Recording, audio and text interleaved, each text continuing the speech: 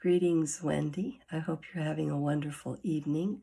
Of course, you may be listening to this in the day, and if so, I hope you're having a wonderful day.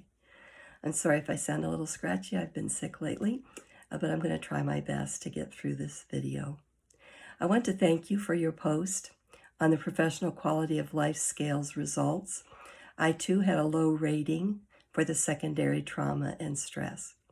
In my situation, I feel it is due to not currently being involved in people helping while I am going to school.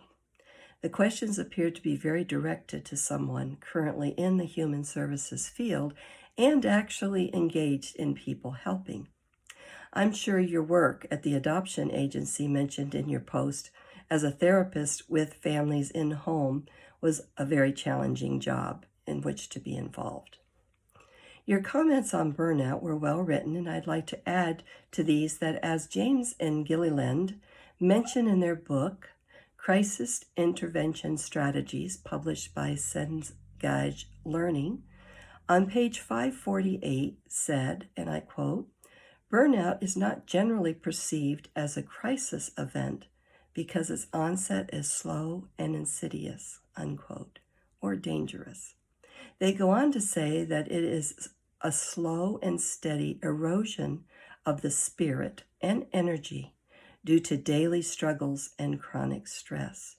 The thing that is concerning of that definition to me is that we may not always be aware that we are headed down the road to burnout, since it is something that is very slow and comes on over time. As to the concept of being on fire to burn out, I look at this a little bit differently than you did. I look at it from the perspective that to burn out, you must first be an on-fire person at heart and greatly engaged in your profession of people helping. If you are not on fire and working hard, it's hard to burn out. Instead, you may end up bored or depressed because your job is not very fulfilling. But I don't see it as someone who would eventually burn out.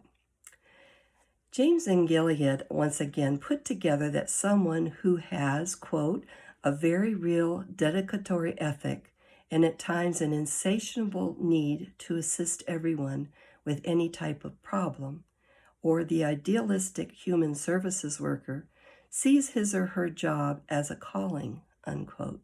This is found in page 555. This may be fine for a time, but over time, the healthcare worker becomes enmeshed in the helping of relationships and eventually takes over responsibility for the client, thus leading to burnout. I trust you and I both will be carefully aware of the pitfalls of people helping as we engage in our various professions. May God help us to practice good self-care and self-compassion to avoid this happening to us. I pray that God will bless your studies and use you for His kingdom in the profession of your calling. Have a great evening, Glenna.